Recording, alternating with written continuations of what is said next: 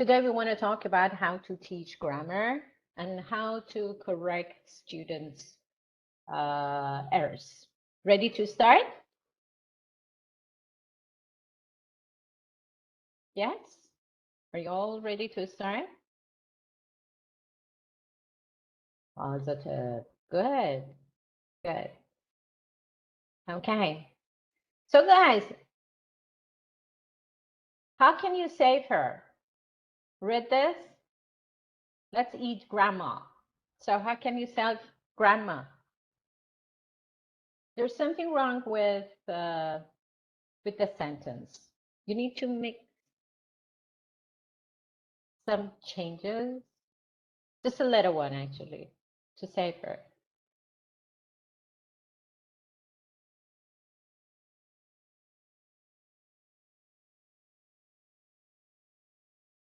Any ideas? Hi. Hi. We need a comma after the verb. So how do you say that? Can you read it for me? Let's eat, Grandma. That's right. That's it. Let's eat, grandma. Not let's eat, grandma. Okay, let's eat, grandma. Punctuation. Good. Very good. Okay. So correct punctuation can save someone's life. Good. Now, tell me what is grammar to you? What it means? Grammar. And what's the place of grammar in language teaching? Do you think it's important? Why so many students said, "Oh no, I want to learn the language, but I just want to speak. I don't want to learn grammar."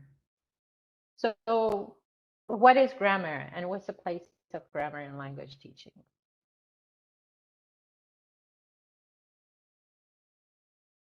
Oh, Yasmin, I'm sorry. I'm sorry.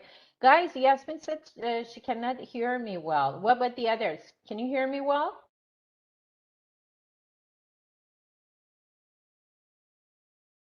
Fine. Besha said fine.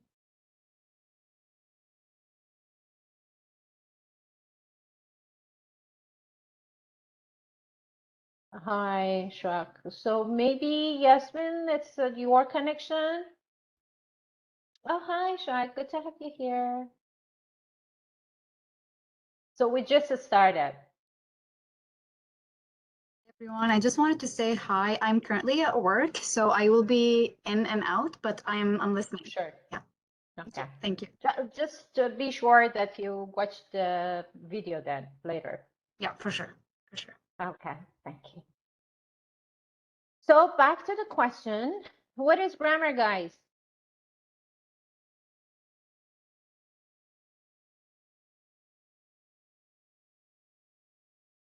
Anything comes to your mind, please share with us. When we talk about grammar, it means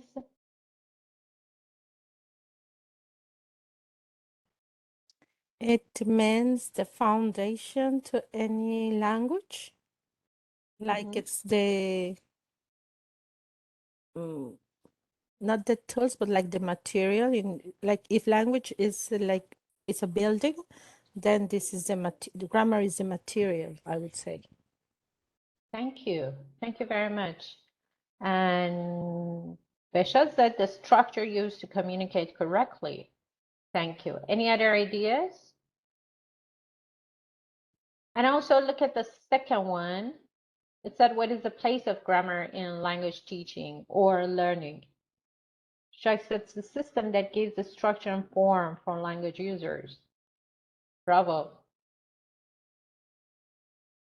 Massa said we can use grammar as a guide to make a sentence or to speak correctly.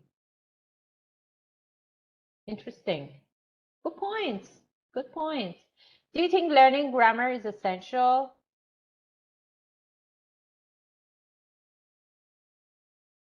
Besha said yes. Karina said to me it means the right way of putting together letters to form words, words to make sentences, and sentences to make paragraphs. Thank you. Yes, that's right. So This is pen error. Believes grammar is a way language manipulates and combine words or bits of words in order to form longer units of meaning. Using vocabulary for communication is okay, but for lower level. If you want to talk about your feeling, about your thoughts, longer units, definitely you need to use different structures. What are those structures? We call them grammar. So we should know where to put the words to convey what we are saying.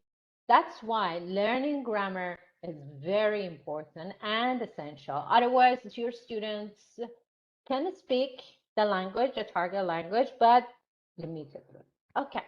So why do you think students don't like learn grammar? And usually they ask, oh, can I learn just to speak but not grammar? But not studying grammar? Why do you think so?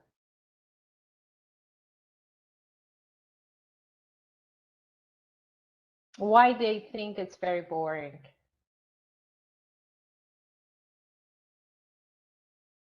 Yes, Yasmin, please.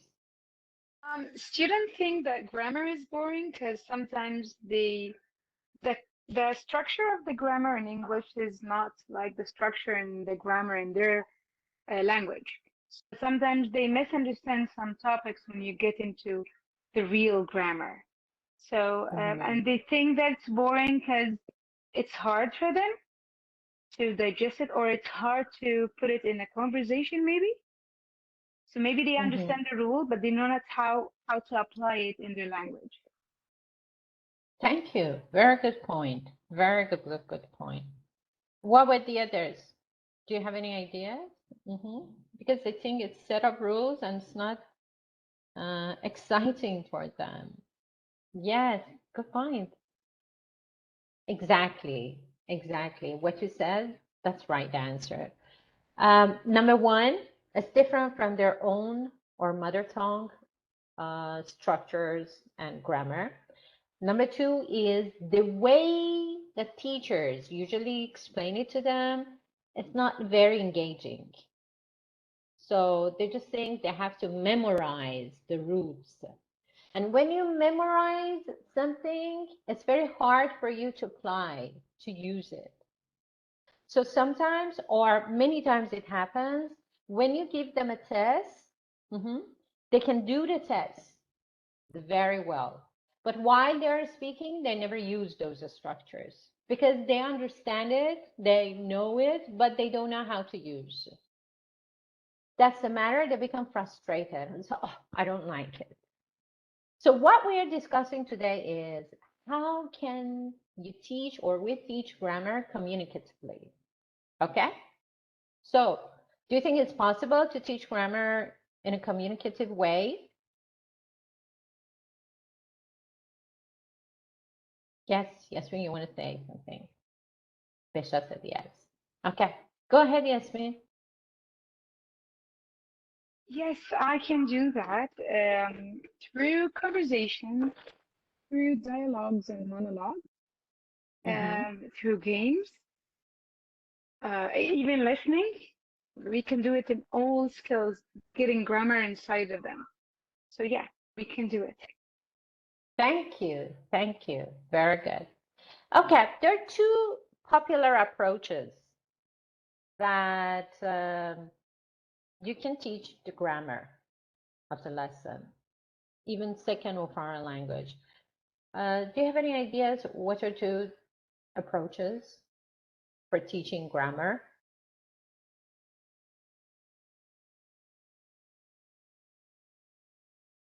You know, if you don't have any ideas, just type no. Yes, that's a method. CLT is a method. That's right. But what about the approaches?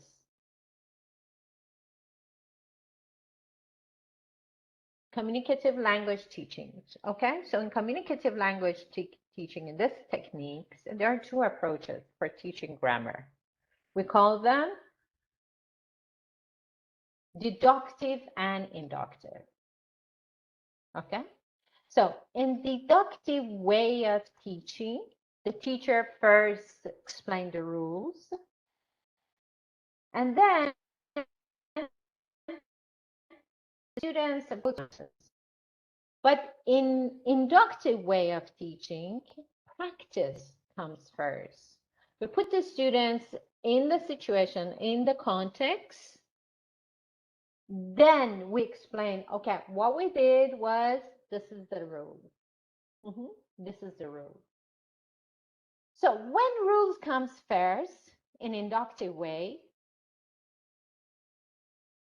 I mean, I don't want to say which one is better. I mean, there's no better or worse, but you should decide. Depends on the class, the number of the students, the level of your student, which approach works better. Okay? So in inductive teaching of grammar, teacher present rules very explicitly from the beginning and then provide relevant exercises. They say, okay, this is the past tense, so subject comes first, then you have the verb, and past tense of the verb, some of them regular like ed, some of them irregular like go, went, and then you have to memorize it. So you put the verb, and definitely you need the adverb. And there are a set of examples, drilling and listing. This is deductive way of teaching. So what's your idea? Or do you have any experience of these kind of classes? And what's your idea about it? Usually it happens in many schools. English classes in schools, teachers explain the rules and then you have to do the worksheet. So what's your feeling about it, or what do you think? Even now, what do you think about it? Okay, somebody raised hand. I guess it was Yasmin. Yes, Yasmin, please. Yes, I had an experience teaching only grammar courses. So we used to have ESL sessions or courses to students. When they reach, let's say, level 2 or level 3 in their learning conversation and listening, we put them into extensive grammar courses just to fix their accuracy. We use those grammar Oxford books. And we use I use deductive, as you say, depending on your class and the age.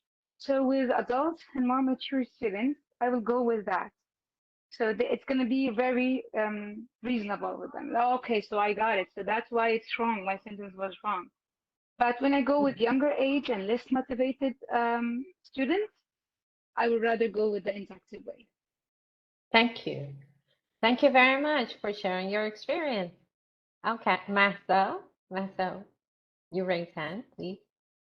I remember that some of my teachers, when they decided to teach subject exactly, for example, about going to the beach or sports, at first they gave us some read comprehensions and they asked us to read it, for example, at first scheme. Then we have to find some keywords of this, and then we have to scan it very carefully. And they asked us about some sentences that maybe they were as idioms or expressions, maybe they have special grammar, for example, passive. And we had to introduce them. If we didn't know about them, the teachers spoke about it. Okay, explain it again. Thank you. Yes. Thank you very much. Thanks a lot. Yep. So in deductive teaching, it's mostly teacher-centered, as your friend said. Teacher explain everything, brings the worksheets, provides lots of exercises for students. And so the point is the students depends on the teacher. Okay, they ask for the information, then the teacher checks everything. And it's very straightforward. And there is less class interaction in deductive way. So rules comes first, And all the students look at the rules and do the exercises and do the examples. But what happened? The pace of teaching is fast, so you save time because you set the rules, do the exercises, check it with the students, and go to the next part. And it's straightforward. So students know today we are practicing present perfect or past tense. And they have instructions they need to follow. This is the thing with deductive. And as Yasmin said, it mostly works for adults when they really focus on grammar. But what about inductive? In inductive way, teaching grammar in this way means that the teacher first gives the practice and exposes the learners to the correct form of the language, then introduce the rules. So it's like this, that they let the students to think. It's not only one way, it's through various ways. I mean, through different examples, which is related to the target language, put the students in the context. They start to think, oh, there's something different today. So they do different kind of activities. I will show you. I mean, we will practice in the class. So there are different kinds of activities today, but it's different from last session. So they start to think. Definitely it's more student-centered because from the very beginning, the teacher starts to ask questions, activate their background knowledge, then put them in a situation that, in a challenging situation, that students starts to think, okay, it's something different. I always talk about what I do every day, but this is for last Friday. This is for last week. So I go to my grandma's and say, oh, so you went to your grandma's last Friday. And so, oh, so it's different. That's the reason. This is my idea, actually. That's the reason I believe in inductive way of teaching. The students learn the usage of grammar much better than deductive because they try to learn. And you're working on their critical thinking because they, from the very beginning, they start to think what is the difference and how it is different. So that's my idea. Once more I said this is mine. I believe inductive way of teaching makes the students more fluent and accurate because from very beginning, they learn the meaning of the grammar, the usage of the grammar first, then the form and the use. So it happens actually naturally when you learn your mother tongue. Nobody teaches you the grammar. But little by little, when you're exposed to the language and you listen and listen, you put in the situation, you learn how to use it. So that's a natural way of learning language. Do you have any ideas or anything to share for inductive? Or any experience in this field?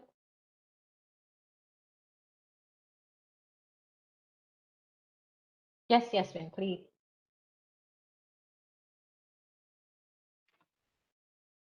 Okay, so for example, teaching them about the present perfect. Mm-hmm. We're going to give them keywords. They already had learned about the simple past. So they know that the simple past sentence has to have some keywords like a special time in the past, special hour in the past. And it's only one thing, action happened and finished and done. But now I want to introduce them the idea of the present perfect, that it could be an action repeated many times in the past, or an action that happened and the time is not specific. So I'm gonna start giving them like maybe a conversation or an audio, people talking about that, a dialogue between people, or I can give them after that the keywords and some clues of using the past participle of some verbs. and I would let them role play using the verbs and يعني following the model of the conversation that they have learned with the keyword. And after that, they're gonna produce the sentences in the present perfect using the right keywords, using the right grammar structure. After that, we're gonna introduce the structure for them. Okay, that's good. And what was your students comparing to the other group? So were they enjoy the class? Did they enjoy the class? Again, please. Did they enjoy the class more than the other group? Of course, because it's more communicative. They talk, they make mistakes, and they laugh about each other maybe, and it's funny. They try their best. They come up with rules. They correct each other. So it's more like about being creative and being correct. The other group is more mature and they don't have time for that. So get me straight to the deal. What is it? So the rule is 1 + 2 = 3, because they need to finish up and go jump to the other level. Yes, that's right. You can save time. Actually, I do the same thing in my IELTS classes. Definitely, I teach grammar deductively because we want to go and we do the other techniques for IELTS. Yeah, you're right. When you want to save time, deductive way really works. Thank you. Thank you very much for sharing your experience. Anyone else?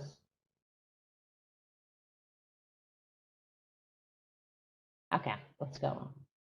So in the inductive way of teaching, various kind of activities are used to make lesson interesting. As your friend said, students enjoy the class. And since from the very beginning you put the students in the contest, so you encourage students to engage in different activities.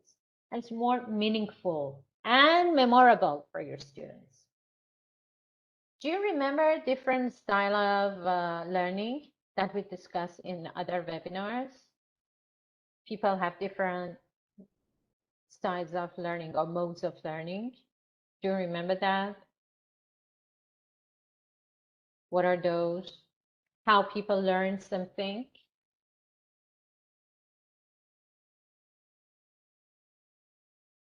Bravo, Blossom. Some are visual, some are auditory. What else? Some people need to see. I'm a kind of visual learner. I need to see something to learn. Auditory. Some people need to hear. So you have to explain it for them. What about the third group? Some people learn through games. We call them kinesthetic ones. Okay, kinesthetic ones are the students that they need to act, physical movement to learn. So they love games.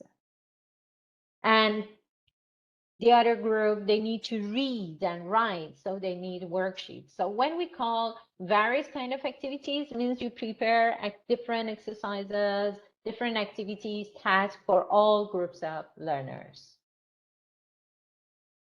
Yes, kinesthetic, yeah. So like role plays, games, it works for them. So look at this picture. From the same city, but it was in 1940 and now. So do you think they're the same? Do you think they're the same?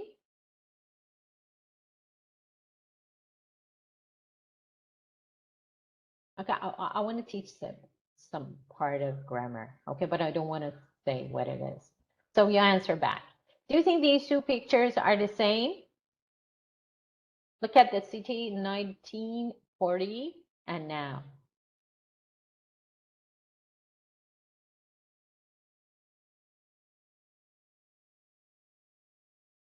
Okay, I'm gonna say it. I'm gonna say it, but first answer. So the pictures, are they Same or different? I think it's the past and the present. Okay, so the pictures are different. Oh, the picture, look, they're the same. Oops, sorry. They are different. Very good. So can you tell me how different? It's the same city, but something different in these cities. What is the difference? Look, what's the difference? Oh, definitely color. What else? Buildings. Bravo, Yasmin. Buildings. Buildings. Oh, and it becomes bigger. It grows. Yep. So you think the buildings in 1940 were shorter or taller? Shorter or taller? 1940. Shorter. Excellent. And now the buildings are tall. Yes, taller than 1940. And then I'll explain. So I put the students in the context. They start to think. So 2 pictures. Yes, they are different. What's the difference? And they think. This is for elementary level. Okay, or beginning of pre-intermediate. As you said, it's where I try to teach. I try to teach what?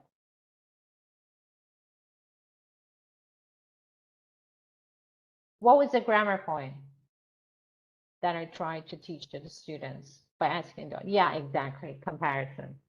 Comparative adjectives. ER than.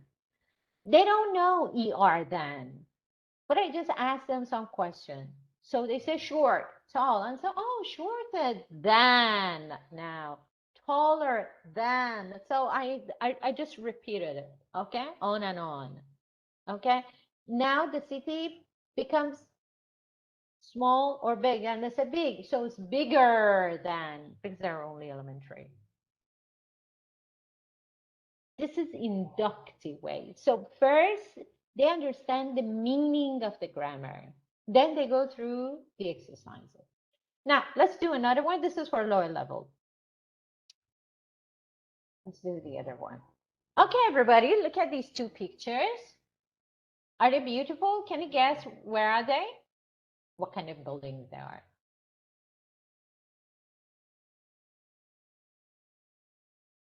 Yeah, bravo, Shabnam. They are hotels. Excellent. Okay, which one do you like more? Hotel A or B? Which one? Which one do you like more? You like B. Oh, yeah, many people like B. Okay. If you had a chance to go on vacation, okay, where would you like to go? Would you like to go to Hotel A or B? B. Would you like to go to Moscow or to Hawaii? No, I don't want to say Moscow because I know all of you say Hawaii. Would you like to go to New York or Hawaii? Where would you like to go? If you had a chance to go on a vacation, where would you like to go? To New York or to Hawaii? Which one? To New York. Bishops of New York. What about the others? Come on, choose between these 2. Which one you choose? Hawaii. Okay, I see. And how long would you stay there? A week, a month, or just 2 days? A week. You would stay a week. So if you travel to, Blossom wants to go to Hawaii. If you travel to Hawaii, you would stay a week and less than a week. What about you, Beshad? You would like to go to New York. How long would you stay there? A week. Okay, good, good. And if you would, no, if you want to choose, okay, if you wanted to choose someone to take with yourself there, who would you choose? A friend, family or sibling? So family, Shabnan said family. My husband. Who would you, or who would you like to go with? So family, all of you said family. And if money, I mean, were not a problem. So would you go shopping every day? No. Where would you like to go? Where would you like to go? Or what would you like to do? Sightseeing. Good. So you would like to go around, take city tours, outdoor activities. Okay, good job. I really like both of them. So even 7 stars hotels and also the other one. Yeah. But I wish I would go there too. So, but are we really going to these hotels? Or we imagine? Imagine. So are we talking about something real that's gonna happen, or we talk about our wishes?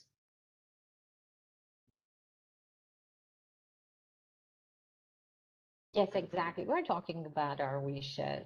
Are we talking about past, present, or future?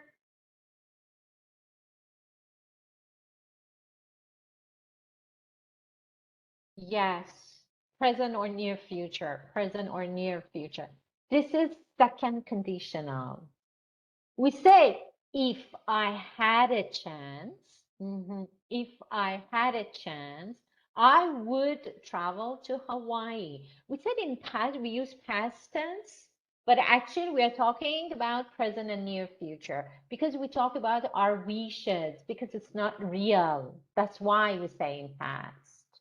If I had a chance, I would travel to Hawaii or I would travel to New York. If I traveled to New York, I would stay in a 7 stars hotel for a week. And then I put the model sentence on the board. You got it? So I put the students in there. What did I, that's the inductive way of teaching grammar. So from very beginning, I put the students in a context. Bravo. In a context, the student starts to think. So going on vacation, 2 choices, Hawaii, New York, chance. They understand the chance. But they don't know second conditional, but they understand, okay, if I had a chance. So, and I asked them some interesting questions and they become excited. Oh, I would like to take my sister, stay there for a month. Second, yeah, it really works. After that, first you put them in a situation, they understand the meaning. I ask them some questions, it's real or it's imaginary, hypothetical situation. Then I explain the rule. I need to give them the model sentence and they go through doing worksheets and examples. So how can you establish the context? One way could be using objects. Like, for example, for comparative, you can bring this two and compare them. Okay, look at these two. This is a smaller, this is bigger. So bring different objects to the class. How else you can put them in the context? What do you think?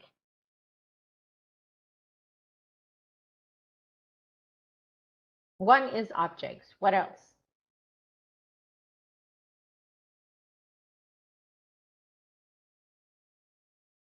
Photos, pictures, exactly. Sorry. What else?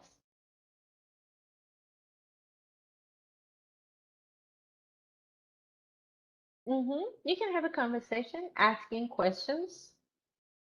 Yes, that's right. Bravo. Excellent. Bring a text. Listening, audio. or short videos? Bravo, very good point. So you can ask students. Yeah, that is a bit difficult, but that would be fun to go on a trip. Yeah. I love that too. So using the learners and their feelings, experiences, stories, you can tell them stories. For example, for teaching present perfect, you can tell them stories, bring up examples, visual materials, dialogue or conversation, text, as your friend said, and also video, and also short videos. They watch something happened there for teaching preposition, for example, or collocations. So there are different ways that you can put your students in the context. Good. And so that was pre. Back to pre, why post? You prepare your students, put them in the context, activate their background knowledge through elicitation, ask them some questions, and then you lead them to the target language. So what about the second stage? Why? The next stage. What about different exercises that can be given in order to practice? Think about different exercises for grammar part. For example,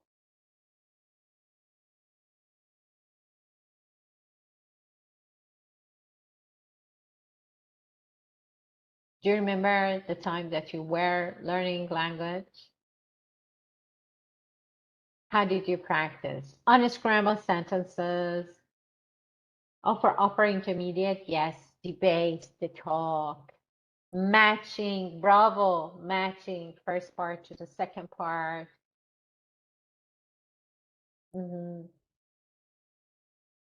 What else?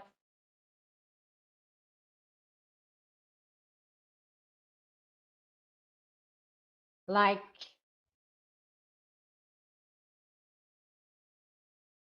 multiple choice, complete the sentences, sentence transformation. Bravo, puzzles. Yeah, that's nice too. You can even give puzzles as an assignment. Sentence completion, matching two parts, and unscramble sentences. Even fill in the blanks with the proper form of the verb. That's right. Because they have to practice to learn the form of the grammar as well. So you give them a model sentence, and I usually ask them to write the model sentence, write it down, because when they want to review, they need it. You can use your fingers for teaching the form, like I do not play soccer. I don't play soccer. So why there to ask them, you give them some sentences and ask them to make them negative and say, I do cook food every day. And say, I do. So give them prompts. And say, not, or I don't. So using fingers or hands helps. You remember, stress and intonation are very important in understanding a language. So even in grammar part, it's not only meaning and form, but also how to say it. When you want to say negative sentences, sometimes you put stress on negative auxiliary verb. Like, okay, let me put on my shirt, I'm sorry. Okay. Like, I don't go to school on Tuesday. I don't feel well. So you put a stress. Even for to be questions, is it rising or falling intonation? Which one? To be questions? Just say to yourself in English, is it rising, or in any languages, is it rising or falling? The intonation goes up or down? Which one? That's it. Bravo, rising. So we have to practice. Is it cold outside? Is that yours?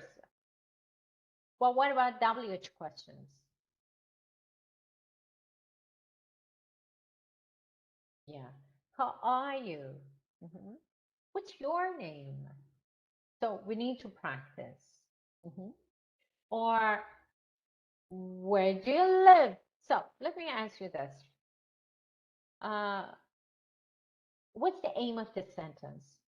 I traveled to Paris last week. I traveled to Paris last week.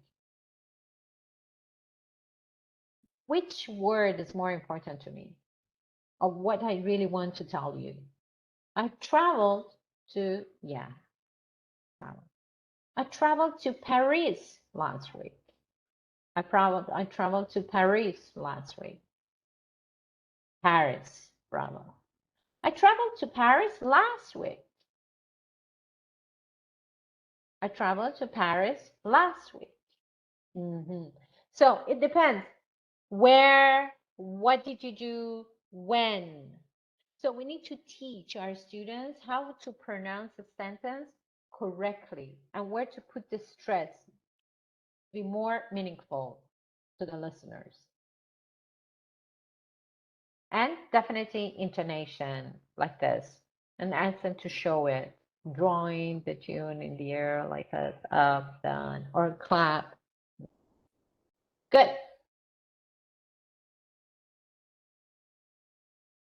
To explain the meaning, we can show things like the thing I said for comparative, or photos, definitely, like what I did. I showed 2 pictures. And even mine, or gestures, like it means what? What it means?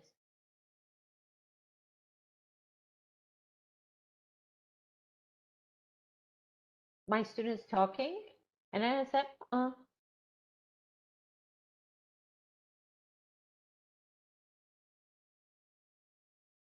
it means use the verb.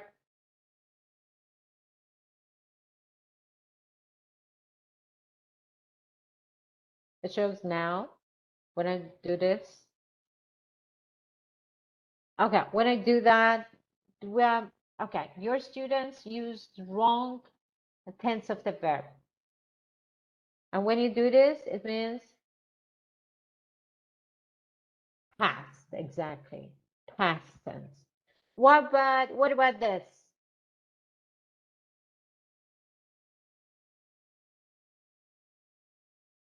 Future. What with this one? It's all about tenses, verb tense. What with this one? Past to now.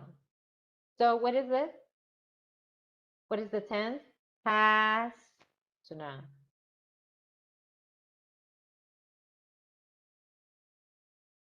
It is present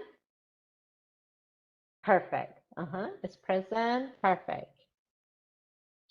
I've been teaching English for 30 years, from past to now. I've been teaching English for 30 years.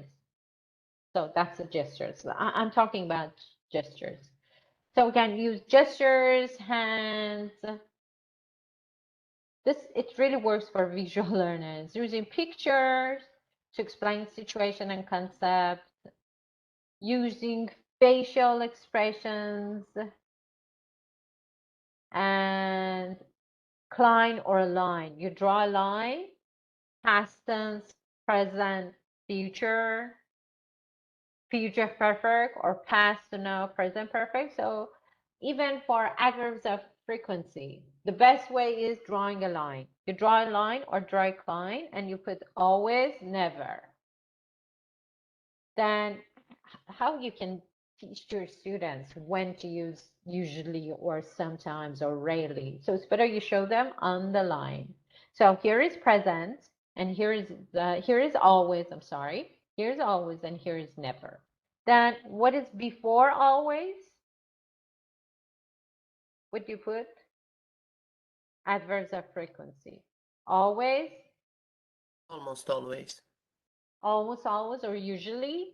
Then before that, in the middle, almost in the middle, what do you put? Sometimes. Exactly, sometimes. That is, then here is never. Then less than sometimes. Rarely. Bravo, rarely or occasionally. And just before never, you can put, well, what is it? Hardly, Hardly ever. hardly ever, exactly. So you can show it online. So you can use timeline or climb to teach the meaning, to teach the meaning. Good. You remember for teaching vocabulary, after convey the meaning and pronunciation, we ask CCQ. CCQ stands for? What does CCQ stands for?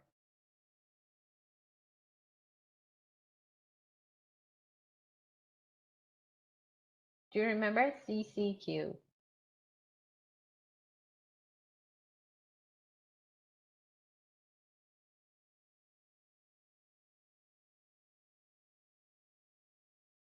We asked some questions from our students just to be sure they could understand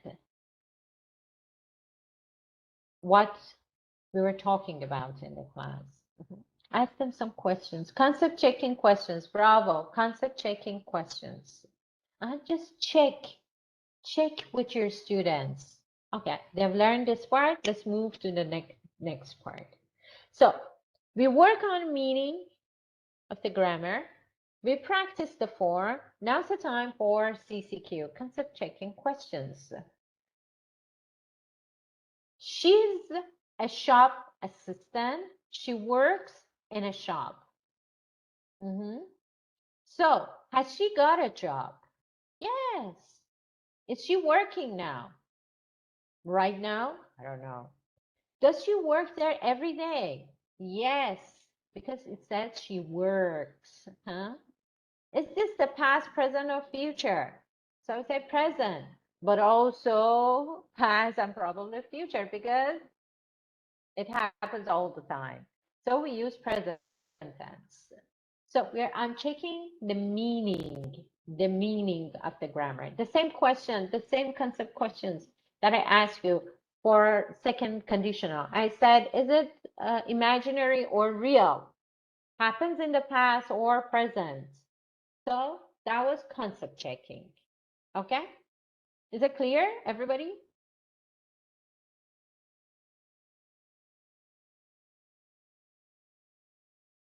Yes. So remember, when you teach something and you practice with your students, ask concept checking. Just check they learn this part, then move to the other part. So here, this is another, so how to concept check? One way is asking questions. This is another part, matching. Matching. So you give them wrong sentences, ask them to correct. Ask them to correct.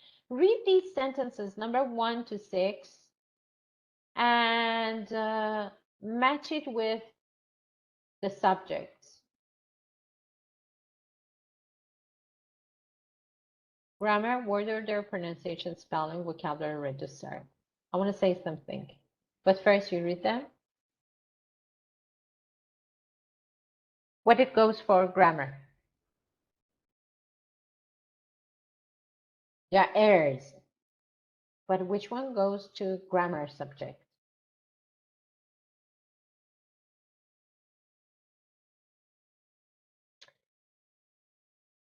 He's not very activity. Yeah, exactly. Okay. Word order. And number one, I running fast yesterday. That's good. That's good. Thank you very much, Bishop. This is wrong grammar. I running fast yesterday. So I ran fast yesterday. That's grammar. What about word order?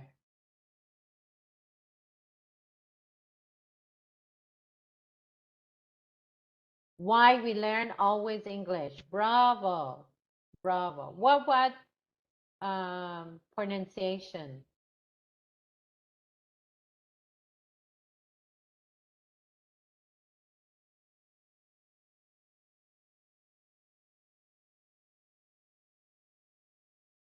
Uh-huh.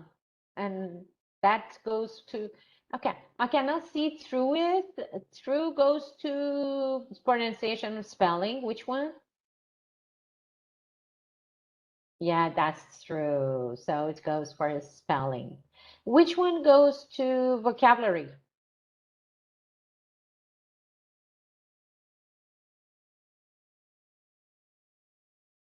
Wrong wrong vocabulary in the sentence. He's not very activity. He's not very active. That's right. And to register,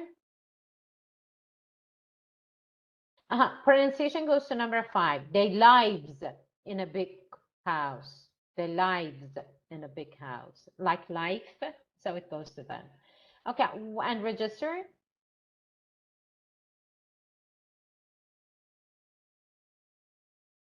Number 6. Give me a pen. Register goes to what? What it means? What do I mean by register?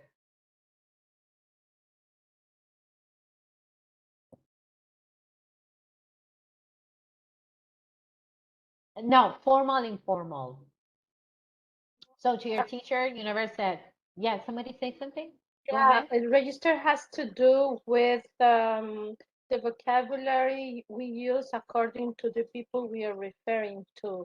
So we have to use a more formal English, let us say, when we are talking to a person who has a kind of authority, or it's in some cases elder people, and the informal one that goes with friends and people we already know.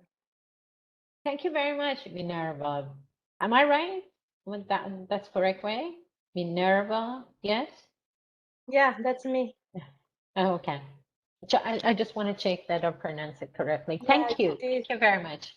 Oh, okay. So formal, informal. To your teacher, you never said, as your friend explained, you never said, give me a pen.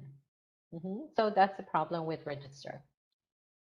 So in this case, when we teach them grammar, meaning, form, pronunciation, when to use and how to use. How do you talk to different people? Where and when to use it? In what situation you can use. This is more formal, like teaching functions. When you want to invite someone that's not very, I mean, you respect them so much, you say, would you like? But you can make suggestions. Okay, let's go to your friends. So matter of register is also important. Or some vocabulary or some grammar, it's good to use with your friends, but not with your teacher, for example, or professor. So we can give them indirect exercises, like how can they use it for their real life or doing different activity, but it's not very controlled. It's not very controlled, like essay writing. Give them a topic and ask them to write about the topic and use the grammar. Let's see when they work on their creativity, how they use the new grammar that or new structures that they've learned. So essay writing, like reading a context and then ask them to find it, to find the grammar and use it in their own sentences. They listen to music or to podcasts or they watch movie and ask them to watch a series and then say, whenever you heard second conditioner, I want you to Jot it down for me. Write it, and next session come to the class and tell to the class. Speaking, ask them to make conversation. So put them in pairs with second conditional, make conversation, or with the target language. Even we can have different games. For that name, comparative, comparative adjectives, you can run a game like board game. Write the adjectives on the board and put the students in 2 lines in face-to-face classes. Put the students in 2 lines and the adjectives are on the board. So the first student run to the board and write, it's a small, write the smaller than, smaller. Then back, she runs back, give the marker to the other students, and she goes to the end of the line. So the second student writes, for example, big, bigger. Again, back, the student runs back, give the marker to the third student. To the board, expensive, more expensive. When it's over, for 2 groups, when it's over, then you need to see if they can use the adjectives in sentence. So say, okay, smaller, smaller, make a sentence. I'm smaller than my dog. Bigger, make sense. Toronto is bigger than where? It's bigger than many cities in the world. Okay. It's bigger than Paris because we were talking about Paris. And then it's expensive. More expensive. Make a sentence. I said, my car is more expensive than yours. So you check the form, ER or more. Also, you check if they can use it in a sentence. So that's a good game. In your online classes, you can put them into groups again and give them a chance to write on the board. So give them access to write on the board. Usually platforms has, many platforms has a board. Give them access and say, okay, you draw a line and say 2 groups, but each time for each word, 1 student writes. So you can even run this game in your online class. But again, check, okay? Don't forget to check with your students to use the adjective in the sentence. So different tasks. Is that clear for everyone? So far, everything's clear?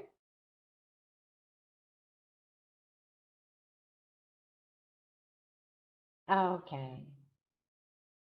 What we know when you teach 2 or 3 lessons or 2 or 3 grammar points, we need to review, flashback, and give them an activity that they use from the, for example, you teach them, let me put it in example, I think it's better.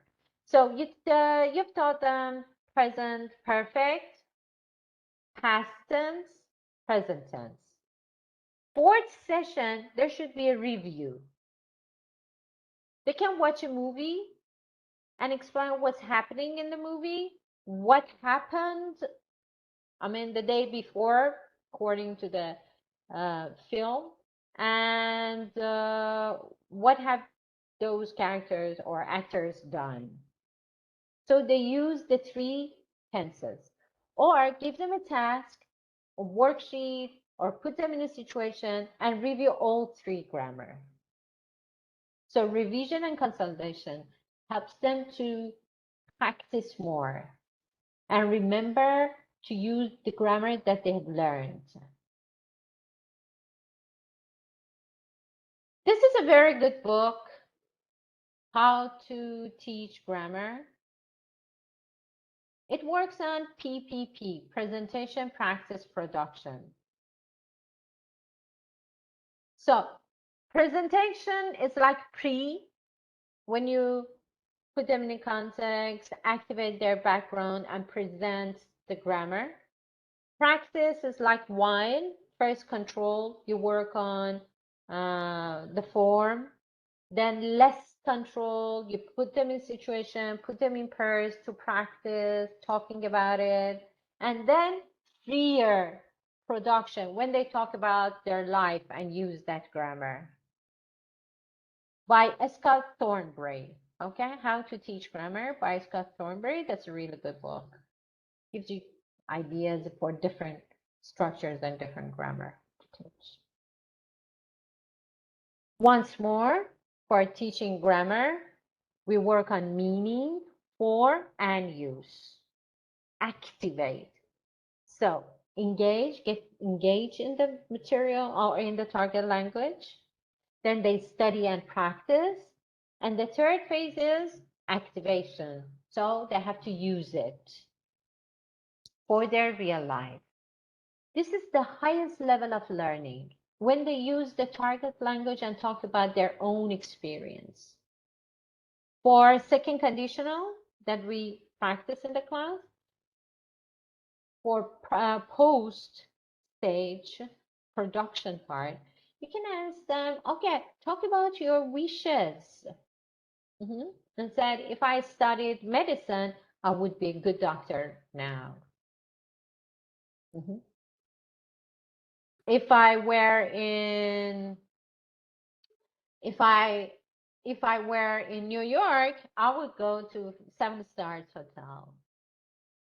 If I were in Hawaii, I would lie in the beach. Got a sound bath on a beach. So they talk about their wishes. For posts, remember, we practice what we practice, they need to use for their own life and talk about their own experience. Through teaching, definitely we ask CCQ and ICQ. Tell me what's the difference? The CCQ, you said it. Oh, Yasmin, I'm sorry. Okay, that's fine. I understand it. I'm sorry. I hope it works better for next session. I understand some parts, the internet connection's not really good. I understand it. Don't worry. You can, later you can see the video definitely. Okay, guys, tell me, ICQ, CCQ, you said it, concept checking questions. So through teaching, you ask them some question and check if they've learned, if they've understood it well. So what about ICQ? ICQ stands for? Any ideas?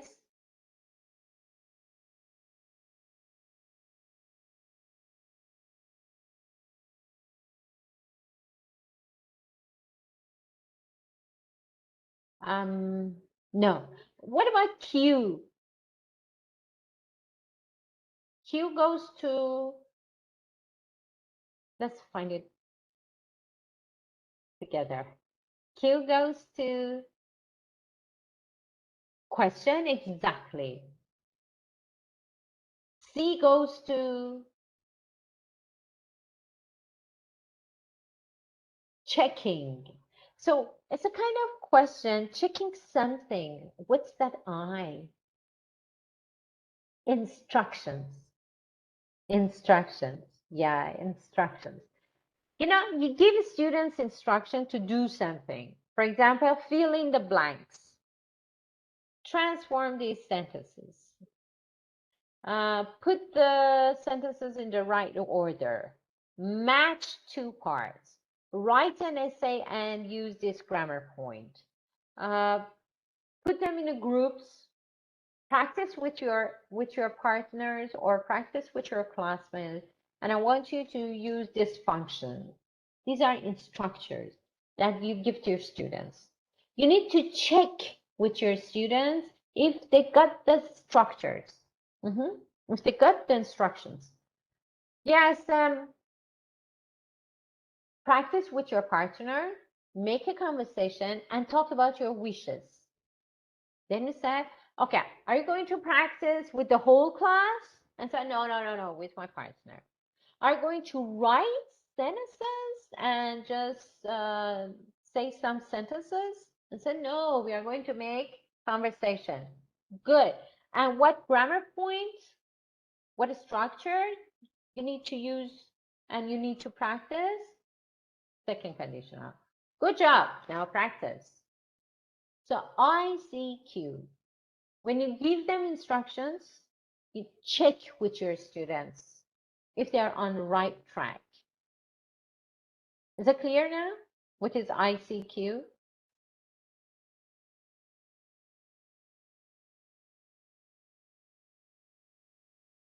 Is that clear for all of you? Or I'll give you another example.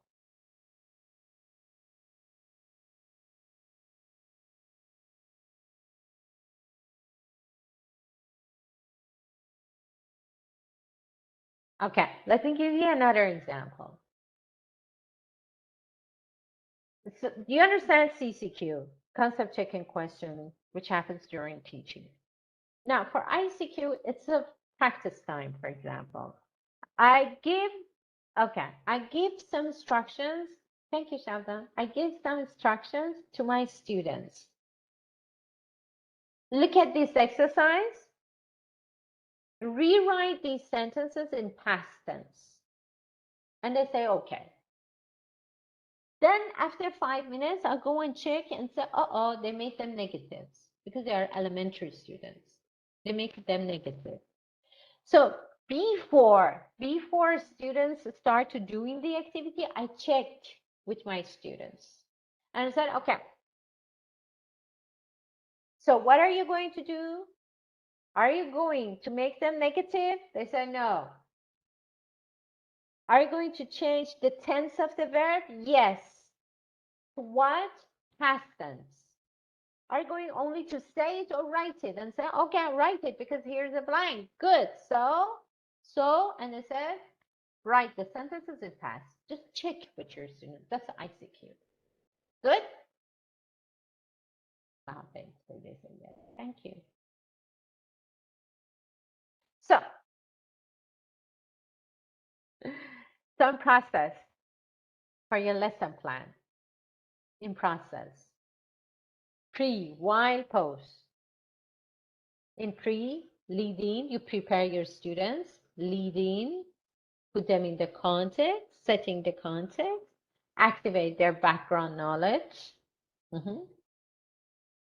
So maybe it's inductively or deductively. In an inductive way, you put them in a situation, bring up pictures, examples, explain, or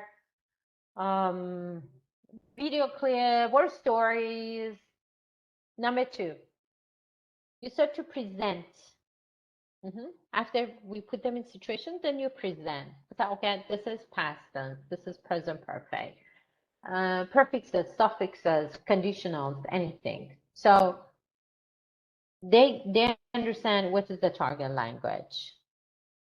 Concept checking, ask them some questions to be sure they got the meaning and the form.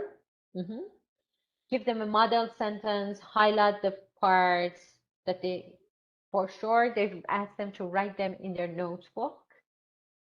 Then you get to practice. First, very control, then less control, and for post, freer practice.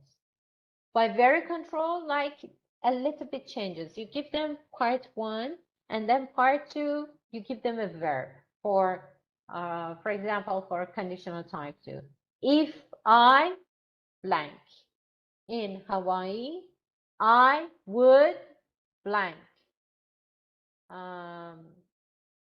Soccer. So they only write the verbs. They only write the words, or they only put if or would. So this is control, very control. Less control is like you give them the part 1 and ask them to write part 2.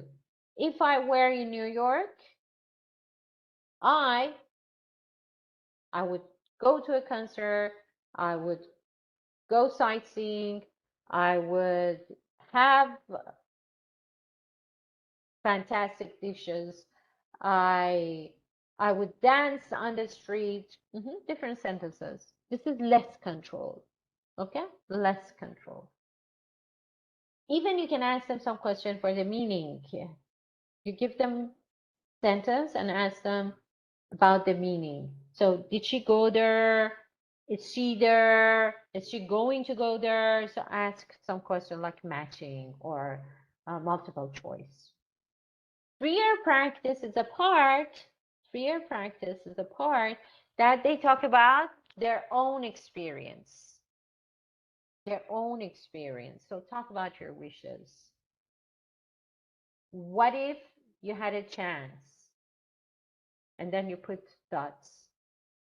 And you say, okay, if I had a chance to travel to the moon, I would take my friend.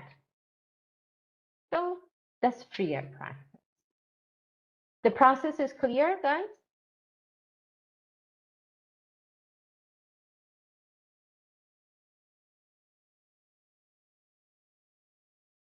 Yes, that is inductive. But for deductive, you present the form, you're explaining. If you would like to talk about your wishes, if you like to talk about imaginary situation, you use second conditional. Second conditional is if clause plus past tense, would, could, might, plus simple verbs. So this is if clause, this is main clause. After if clause, you put a comma, but main clause comes at the beginning, you don't put a comma. So you explain the form. Then you give them the exercises. That is deductive. So again, pre, while, post. Pre is the part that you present. While is the part that you give them worksheets or asking them to do exercises. And post, they use it. They talk about life and they talk about their wishes, for example, for second conditional. That is deductive. Clear, everybody? Okay, good job. But something very important, that make your lesson interactive, because students usually don't learn grammar since they think it's boring. So when you make it interactive, engaging, they like it. And make your lesson relevant to their lives. So post stage, the last part, definitely they need to talk about their own experience. They own the language. They talk about their own life. This is the time that they feel, I learned it. You always need a toolbox. You have to make a PowerPoint for your online classes. You have to bring objects to the class, posters, songs, or audios and videos. Just make your class, these things make your class more interactive, definitely. So you need a toolbox. Reduce anxiety and fear of mistakes. That's fine. Everybody makes mistakes. It's very natural. Always check understanding. Always have CCQ in your classes. Then go further. Check with your students. They got the first part. Then go. They understand the meaning. Then go to the form. Give them lots of time to practice. If you want, or if you expect they use this grammar, they need to practice a lot. And don't explain a lot. It's hard for people to concentrate. Show them. Let them get involved. And always use positive reinforcement. Oh, good. You got the first part. Now let's the second part. So practice makes progress. We always said we need plan B. So even in plan A, still your students have problems. So you bring up plan B, more exercises to practice. So you can bring stories, poems, emails, text messages. You can bring menus, compare, for example, that comparative, compare different foods or recipes, greeting cards for register. Is it formal, informal? Who is it to? Travel brochures or posters, comic strip, crossword or puzzles, as your friend said, and newspaper, magazine, advertisements. So you can bring authentic written text types to the class and work on the grammar the target grammar. Depends on the grammar, definitely, or depends on the structure. So it's good to have authentic text in the class. So they say, oh, this is real. In real life, we use this structure. This is a very good site. Teach this. I'm going to share my desktop with you and show different parts, but just keep in mind, teach this. You can find good games and worksheets on grammar part. Let me see. I want to say something about how to check and how to correct your students. When you want to correct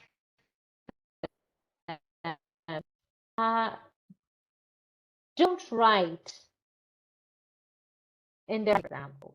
Don't write the correct form at first time reading it. Mm-hmm. Do you remember we say for writing, there were process. They practice, they swap, they correct themselves, then they hand it to you. But as a teacher, when you get their writing, don't write the correct form and give it back to them. The point is, they're not going, most of the students, they don't go through their corrections and they put it aside. We need to give them a chance to think again. So give them codes. For writing, give them codes. We call it correction codes. So underline, don't correct everything, just the target language. If it is about punctuation and present perfect, that's a new lesson they study in the class. So check punctuation and present perfect. Otherwise, they're going to lose their self-confidence if they see, oh, 100 mistakes. Okay? We just want to help them to learn better. So check each time, check some parts. Okay? For example, this session for their writing, check punctuation and tenses. Next time, spelling and register. Okay? Then next session, handwriting and eligibility. It also depends. So my point was give them correction codes. So WW, underline and say, okay, WW means it's a wrong word. Look at the example. As our plane flew on the mountains, we saw snow. Okay, on the mountain is wrong. Over the mountain. So you underline on and say WW means wrong words. Or as our plane flew over the mountains, we see snow. So underline C, you're right. WT means wrong time. As our plane flew over the mountains, we was seeing the snow. So underline was seeing. WF means wrong form. As our plane over the mountain flew, we saw snow. So that's the wrong order. Mountain flew, underline, wrong order. As our plane flew over the mountain, FLUE. Is that wrong spelling? So underline the errors and give them code. Give it back to your student and say, I want you to correct this. Like this. Preposition, punctuation, grammar, and this thing. So in fact, I want you to go through it, correct it, and bring it next session. In this way, you work on their critical thinking. You give them time to think. So this is the best way to learn. When they start to think and review their lessons and correct themselves and give it back to you. So this is the way you correct their writing. Is that clear for everyone?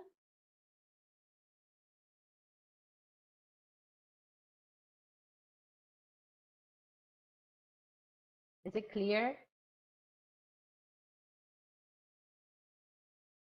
Okay, good. What about speaking? when you want to correct their speaking and they make mistakes, again, we give them a chance. We never correct on the spot for speaking.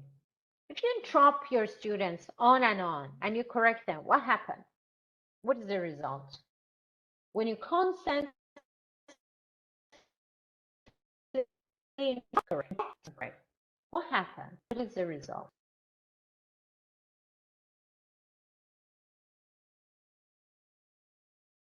Mm-hmm. You discourage them, yes. What else?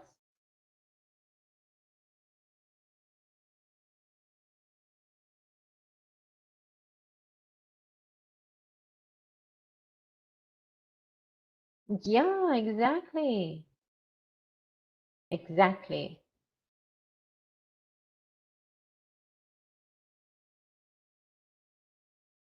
And they lose their self-confidence, don't you think? Mm-hmm. So how can we correct our students?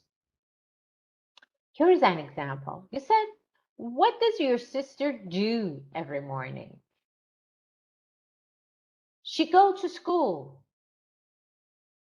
So, oh, wow, she goes to school. What time? So you repeat the correct sentence. She goes to school. What time? It's like she goes to school at 7 o'clock. So you repeat the correct form. This is one way. Number two, give them a chance to correct themselves. Correct by themselves. So instead, she go to school. She go to school. What's that? Even you can say she go to school. So something wrong with go. She go to school. I said no. She goes to school. Or you say, sorry, can you say that again? Facial expression. Can you say that again? So give them a chance to think and correct themselves. It depends on the relationship between the students. If it's fine, they won't get depressed. So we can ask the classmate, she, and they say goes. Okay, thank you. But be sure that the students are really friends with each other. It's a friendly atmosphere. So don't correct on the spot. You can collect the errors, write down the errors, then practice in an activity or in a game or give them as a homework. And definitely when they say the correct one, we need to praise them. But first we give them a chance. We give them a chance to think again. Thank you. Let me show you that side. So far, do you have any questions? So give him a minute. Guys, do you have any questions? Where is... let me check something with you guys. Okay, can you hear this? No, sorry. Let me play it. Tell me, can you hear it? Because the other time you couldn't.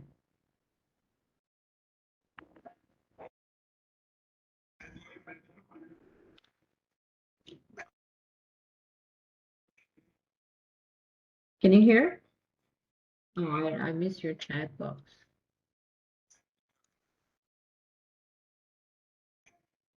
I can't. I don't know if the others can, but I can't. I have your chat box. Let me make it louder. Can you hear it, guys? Can you hear it? No. I don't know why it doesn't work. Okay, this is I wanted to tell you how to use music. That was the Fiddler on the Roof. Okay, I need to talk to TESOL. The Fiddler on the Roof, it's a song working on second conditional. But I need to talk to them why it doesn't work. Okay, here's the very cool. Here's the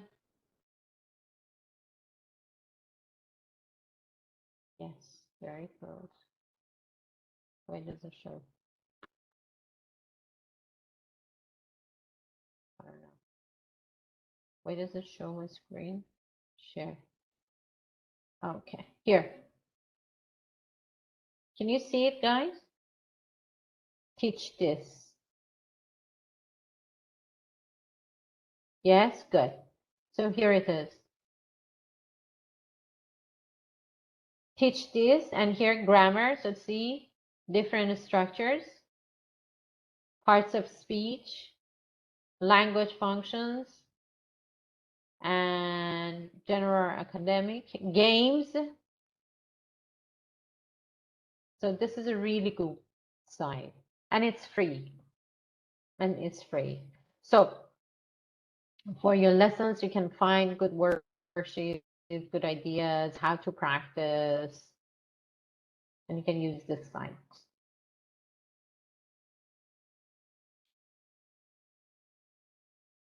Okay. You know that today I think is the last day to submit your conversation activities lesson plan. Don't forget to submit on time and be ready for second phase, which is 4 skills. 4 skills lesson plan. Am I right? Yes?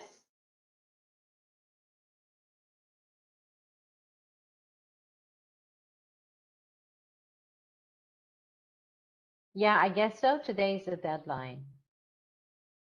Yes, it is. Any questions for grammar teaching or error correction?